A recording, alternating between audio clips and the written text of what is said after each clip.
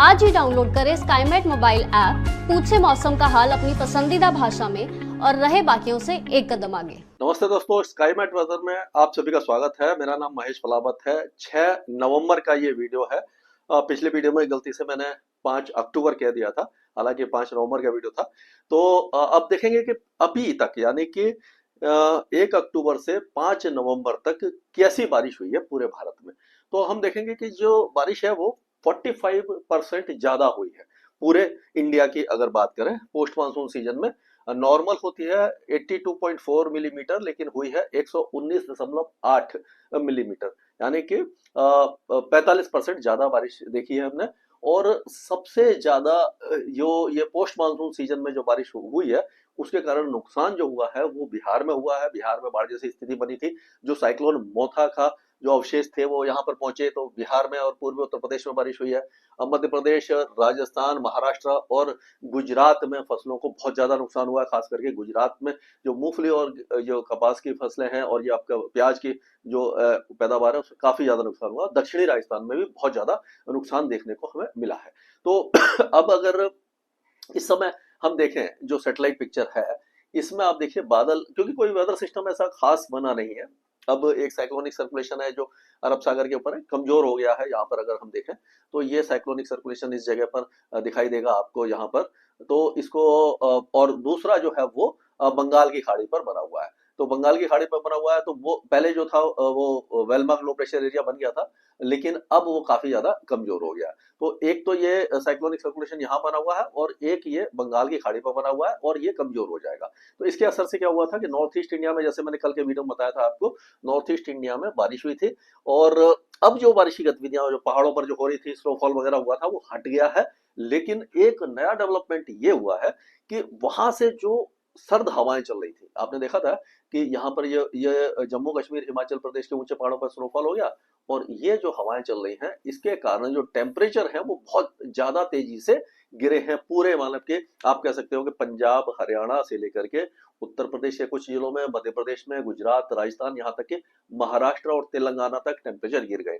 और जो दिल्ली का जो तापमान है, न्यूनतम तापमान 12.7 डिग्री आज दर्ज किया गया। तो ये काफी एक बड़ा ड्रॉप था। और ये आप देखिए कि ये पोजीशन है, किस तरह से हवाएं चल रही हैं, यानी कि यहाँ पर बर्फबारी हो चुकी है। तो बर्फीली हवाएं जो आती है यानी वेस्टर्न डिस्टर्बेंस निकलने के बाद, तब जो टेम्परेचर गिरते हैं वो धड़ाधड़ गिरते हैं और काफी ज्यादा 18 डिग्री से 12.7 यानी 12.7 डिग्री टेम्परेचर आना एक बड़ी बात है। और आप देखेंगे कि 10 डिग्री से लेकर के 14 डिग्री के बीच में जो टेम्परेचर है वो आप देखेंगे कि पंजाब, हरियाणा, उत्तर पश्चिमी उत्तर प्रदेश और उत्तरी राजस्थान में इसी तरह के टेम्परेचर है। हिसार में 10 डिग्री के आसपास तापमान गिर गया, यानी कि टेम्परेचर में काफी ज्यादा गिरावट देखने को मिली है। तो क्या होता है कि जैसे एक वेस्टर्न डिस्टर्बेंस, ये समझ लीजिए ये यहाँ से आगे निकल गया, ये आ गया।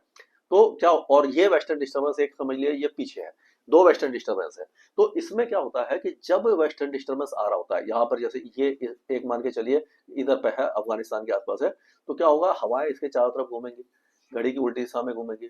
तो क्या होगा कि ये जो उत्तरी हवाएं आ रही होती है ये इस वेस्टर्न डिस्टर्बेंस के कारण अवरुद्ध हो जाती है, रुक जाती है। तो ये जो टेम्परेचर जो गिर रहे होते हैं, सर्दी जो बढ़ रही होती है, वो फिर से यानी टेम्परेचर बढ़ जाती है, वेस्टर्न डिस्टर्बेंस जब आ रहा होता है।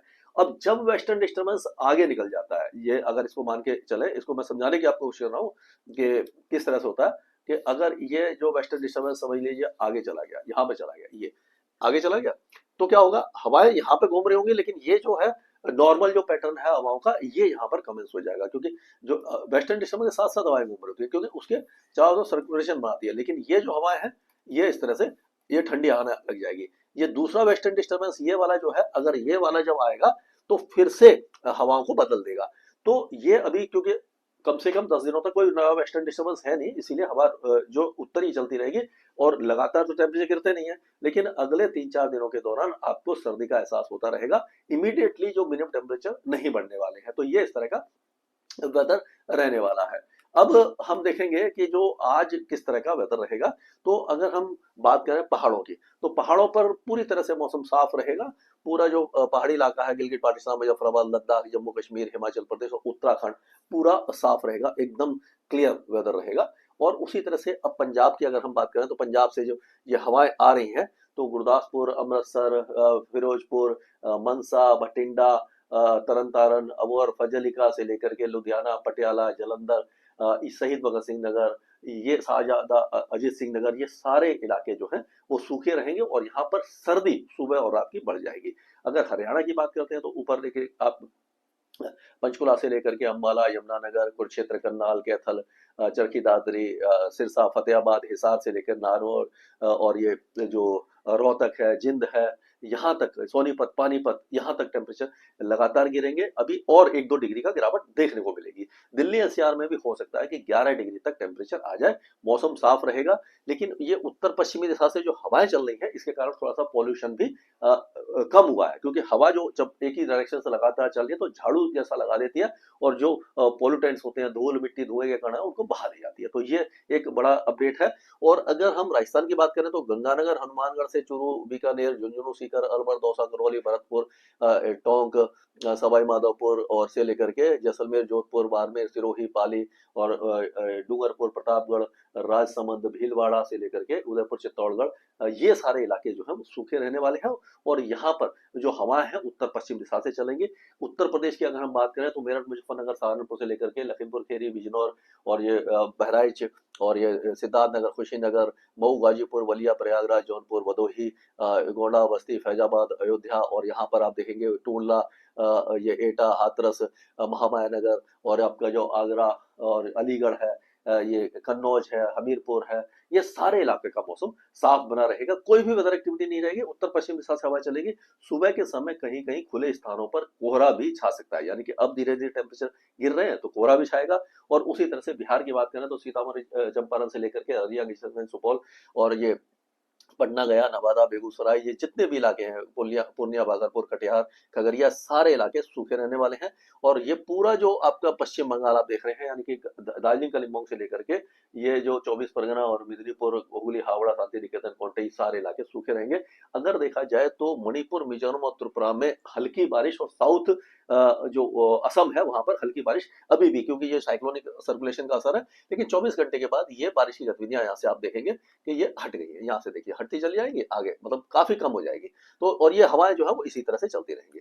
अब आप देखिए ये आज का है, और अगर कल का देखें तो कल भी हवा थोड़ी सी स्ट्रांग हो जाएगी, यानी कि उत्तर पश्चिम दिशा से और ज्यादा तेज हवा चलने लग जाएगी। तो पॉल्यूशन में काफी ज्यादा राहत मिलने की संभावना है, यानी कि विंड स्पीड बढ़ने से जो पॉल्यूशन है काफी हद तक हट जाता है और ठंड का एहसास जो है दिन में भी थोड़ा बहुत होने की संभावना दिखाई दे रही है। यानी कि नवंबर के महीने में सर्दी की शुरुआत कुछ कुछ आपको दिखाई देगी। गुजरात पूरा सूखा रहेगा, आपका रन ऑफ कच्छ से लेकर के आपका जो साबरकांठा, बनासकांठा, महसाना, पाटन, इदार और ये बोटाड और जामनगर, गांधीधाम से लेकर के देवभूमि, द्वारका, जूनागढ़, पोरबंदर, अमरेली, राजकोट, सुरेंद्रनगर, जितने भी इलाके हैं सब सूखे रहेंगे। और उसी तरह से मध्य प्रदेश में भी ग्वालियर संभाग से लेकर के आपका नीमच, मंदसौर, रतलाम, अगरमालवा, अलीराजपुर, बड़मनी, धार, खांडवा, हरदा, बैतूल, होशंगाबाद और ये जबलपुर, कटनी, जबलपुर और ये डिंडोरी, मांडला, सारे इलाके सूखे रहेंगे। उसी तरह से छत्तीसगढ़ में भी सरगुजा, अंबिकापुर से लेकर दुर्ग, राजनांदगांव, बलौदबाजार, जांजगीर, चंपा से लेकर के बस्तर तक कोई वेदर एक्टिविटी नहीं होगी।